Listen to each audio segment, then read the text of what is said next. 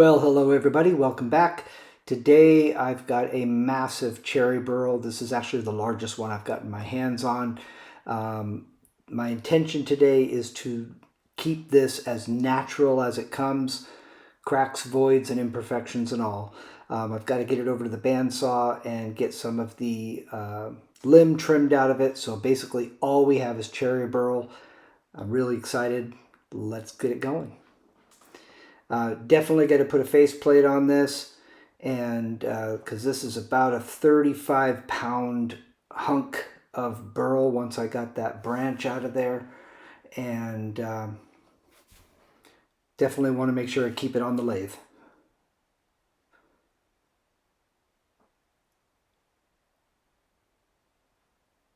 Just getting this thing on here was no small thing. Definitely wobbly, off balance. That one side that's very thick and it's got that big bulbous portion of the burl there. It's going to be an issue. So what I did was I took it to the bandsaw and I took that front portion off. This one is going to be another project I will save for later. Otherwise, all of this beautiful burl right here would end up on the floor, and that would be a complete waste. I think this will be a lot more manageable, and it's still a really large piece.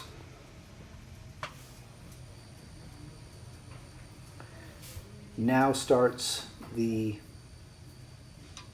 long road of truing this up.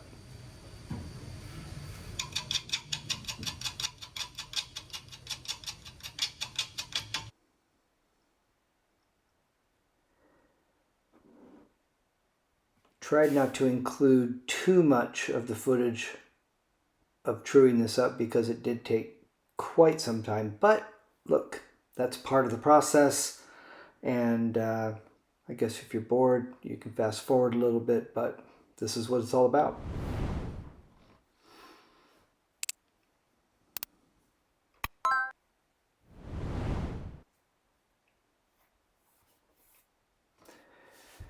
This thing actually kind of got in shape a little quicker than I anticipated, but I could not take the speed up over 500 RPMs. So knowing that this is going to be a long turn for me and quite a bumpy ride.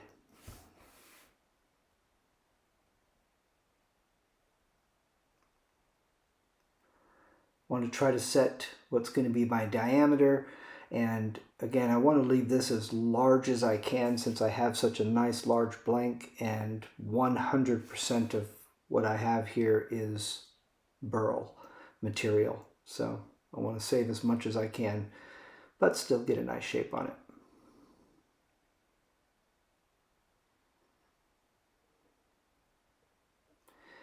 Going to start flattening off that bottom and get a tenon put on there. I prefer, especially with heavy pieces, working with a tenon rather than a recess, just personal preference. It seems that the wood can be held tighter, stronger, when you're squeezing the chuck in on a tenon, compressing the wood rather than expanding it out with a mortise or a tenon or a recess. Again, just personal preference.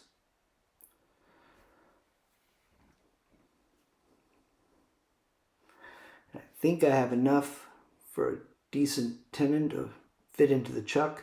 Starting to see some rot in this, but again, my intention is to keep this as natural as possible today, and my attitude is kind of, it'll be what it'll be.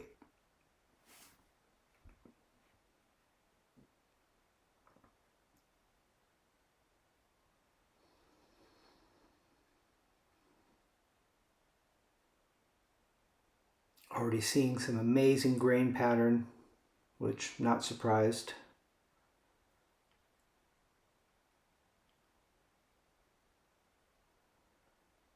Starting to get to what will be my final shape.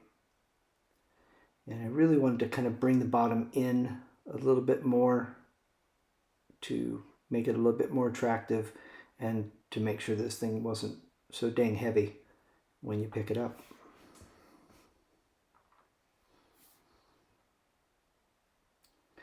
Moisture content on this Burl was around 22%, so I wouldn't call it wet, but it definitely had some moisture to it. When the shavings came off, they were cool to the touch. I'm going to start sanding, and again, we'll take this up to about a 400 grit. This is just some alcohol to clean the grain before we do anything else.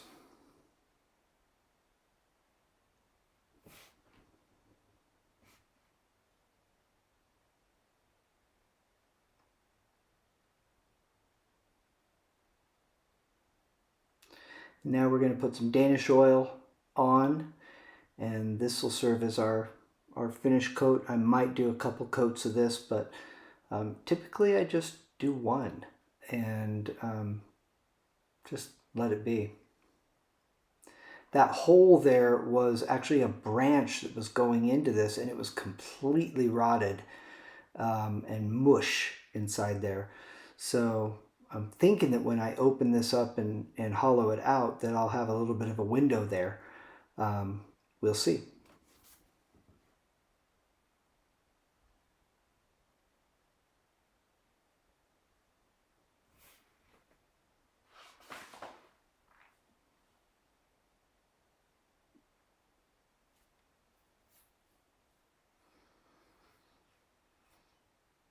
I did off camera take some of the Danish oil and use a little brush and get into all the voids with the oil.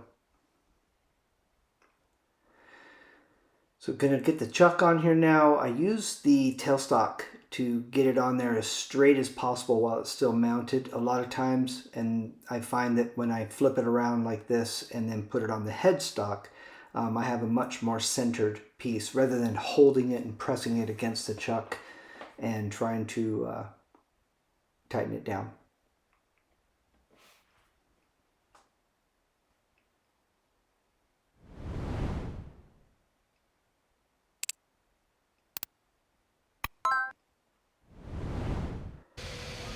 Still really surprised how heavy this was, just flipping it around.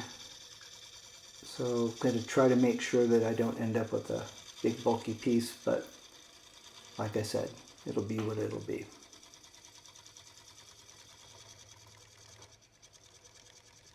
Flattening out the top and getting to where we can start opening this up.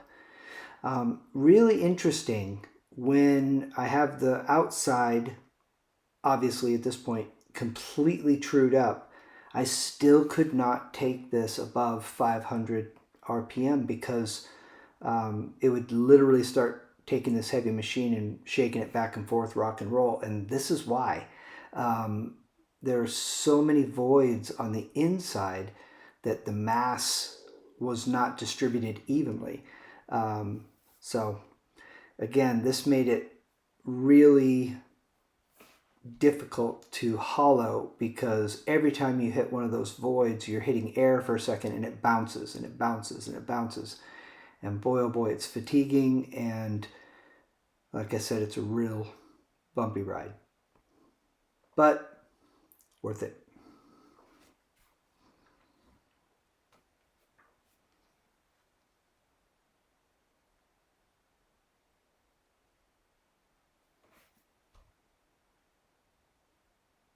I think it's okay to take away that tailstock now and start getting to what will be my finished depth and wall thickness.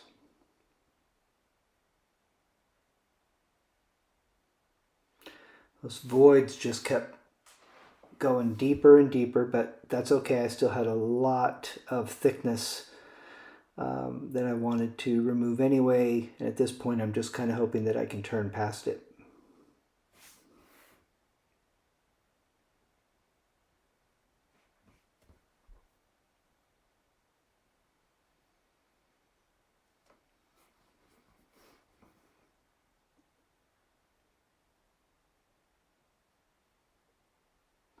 stuff breaking off, flying around. Thank goodness for face shields. That's all I can tell you.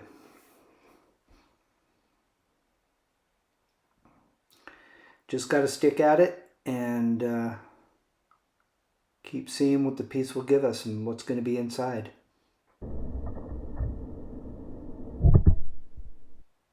Yeah, more stuff flying around. We'll just keep pressing forward, hoping I get down to some nice solid wood.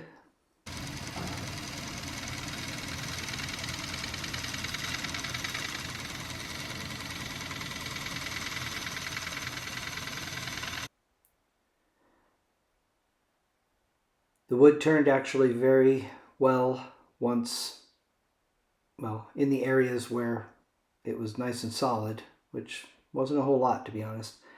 But I can already see I'm going to get like a nice little window where that branch was sticking through. And I think this piece is going to have a ton of character to it.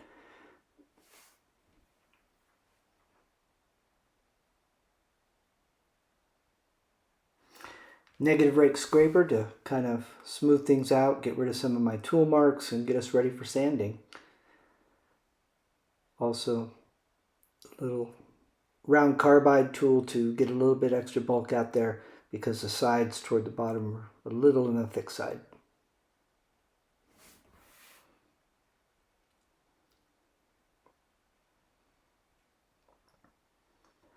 We'll get this sanded up, again, same as we did on the outside, to about 400, and see about finishing this piece off.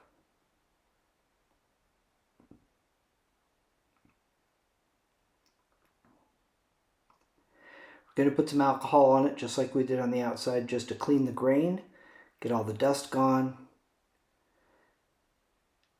and get us ready for oil.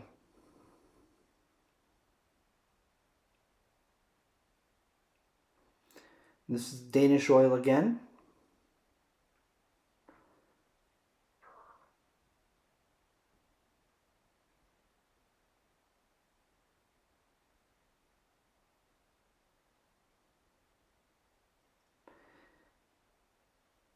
Just crazy, the patterns and the grain patterns in these burls are just amazing. Every one is different, but they're all so beautiful.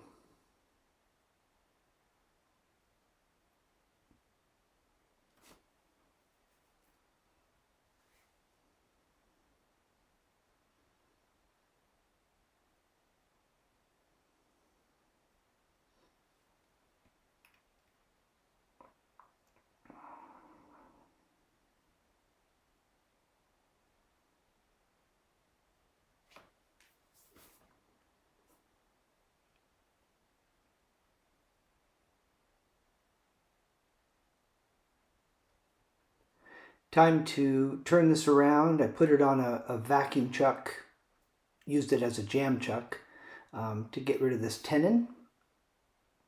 And we'll finish off that bottom next.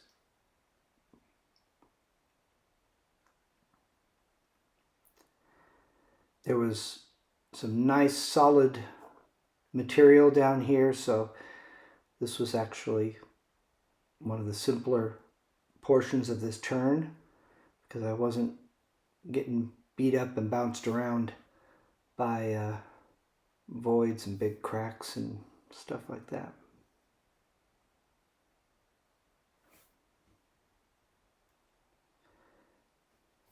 Make sure that it's concaved and so it sits on the footwell, and we'll sand things up a little bit and finish it off the same way that we did the rest of the piece.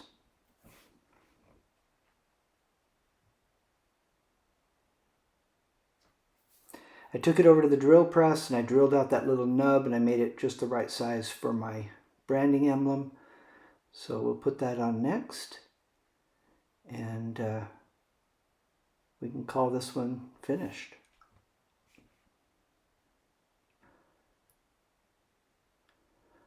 Best way to support me for free, if you haven't done it already, when you subscribe, click that notification bell so you know when the videos are coming out.